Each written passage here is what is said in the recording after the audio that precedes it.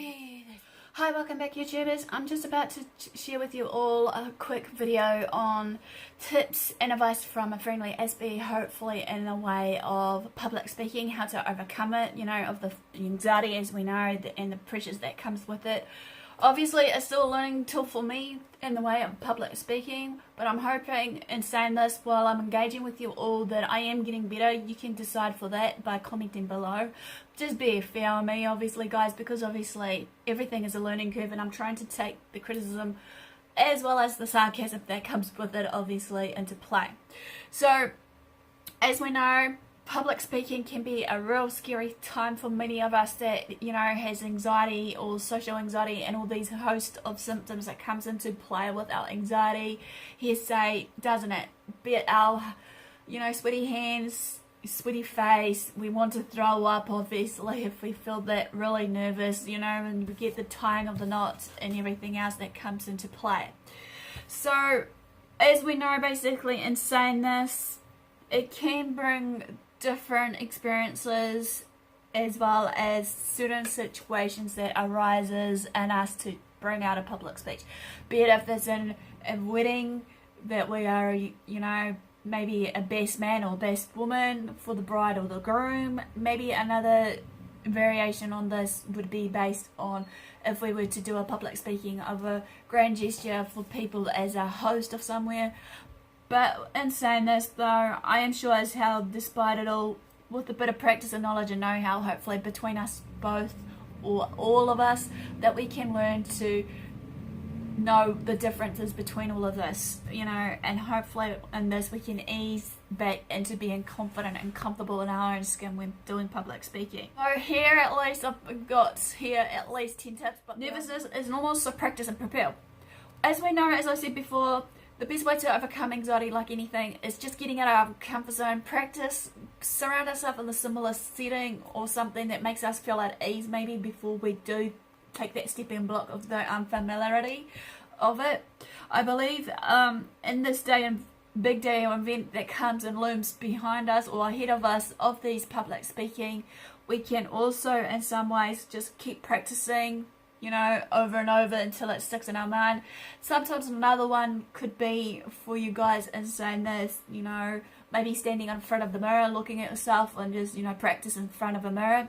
Maybe if it's not in this four walls of your room or what have you. Another key one I want to say to maybe say is videotape yourself of your performance and then replay it back and see of anything that needs to, you know, be polished up, or even get a family member or a friend to actually share with you all based on your experience so they can critique it, so that maybe you can twerk on the bits that needs to be worked on more, regardless of your audience. You know. The speech is not about you but about them.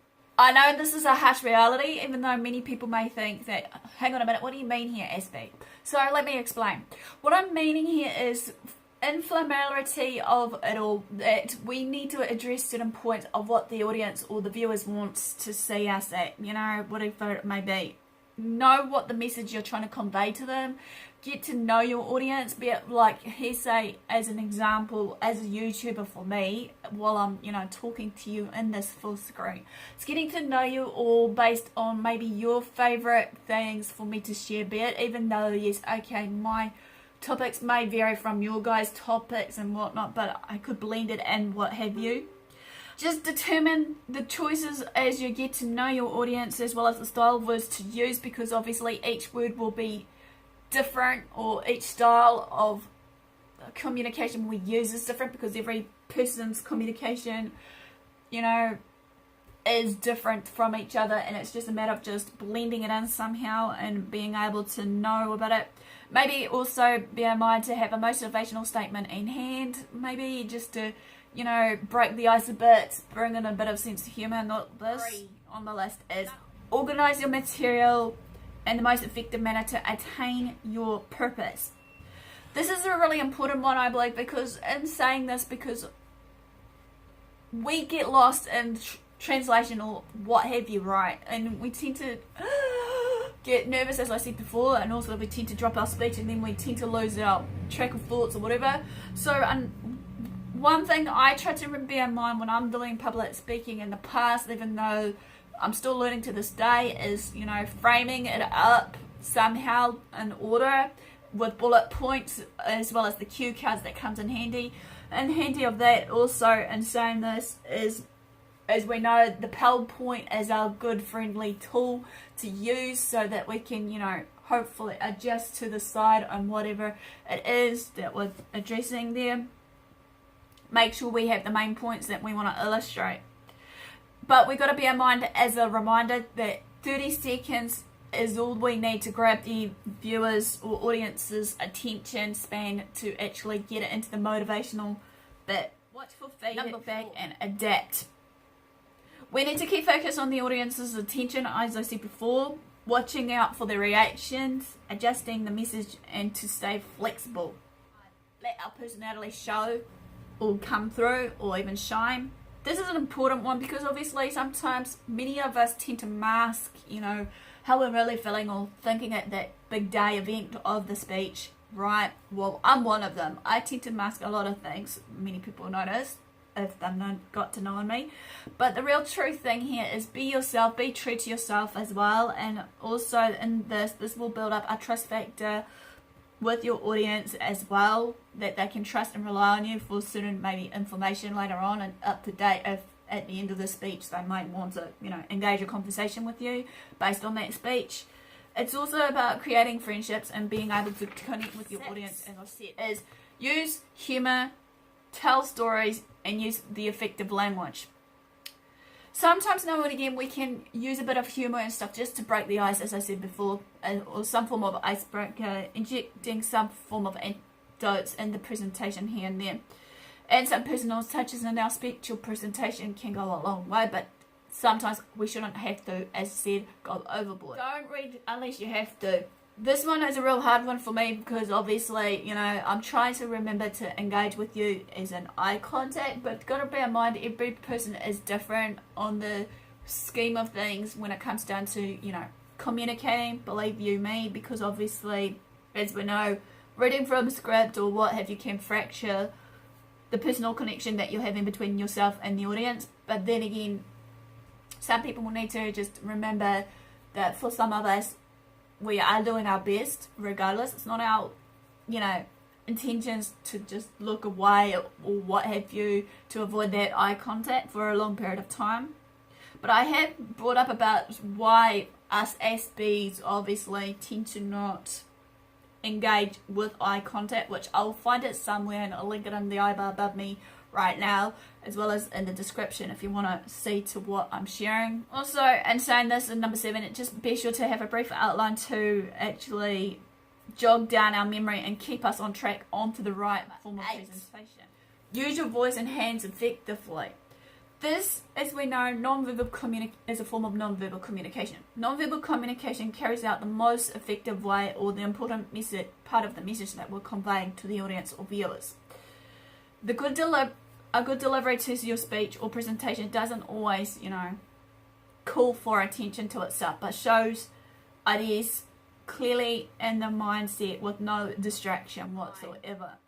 Grab the audience's attention at the beginning and close it with a dynamic ending. Instead of using the everyday statistics or, you know, the other stuff that comes into play, conclude it with a summary and a strong statement that your audience will remember for a lifetime. Last but not least, number 10, use audio visuals thoroughly or wisely. This is crucial here. Many people I've seen in the past that does PowerPoints or presentations or what have you do tend to go overboard, but there is the right way and the wrong way to use these and to enhance them, you know, as well as also clarify our content or even capture and maintain the audience's attention.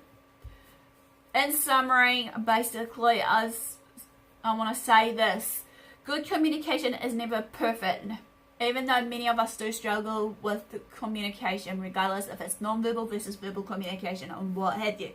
And nobody shouldn't expect you to be perfect at communication because everybody has their sign of weakness, right?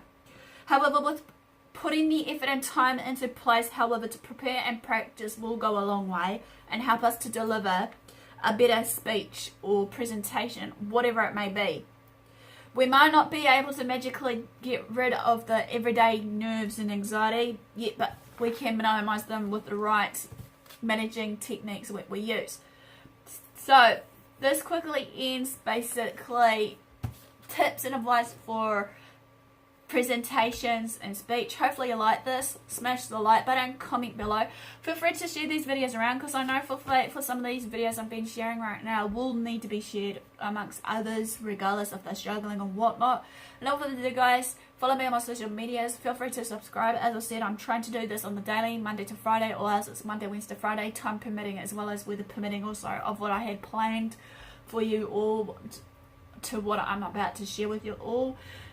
And all further ado, guys, feel free to, like I said, comment below. Feel free to also just share these around. And all further ado, guys, thanks for your support. Thanks for watching. Do what you love what you do. Aspie signing out. And I'll see you.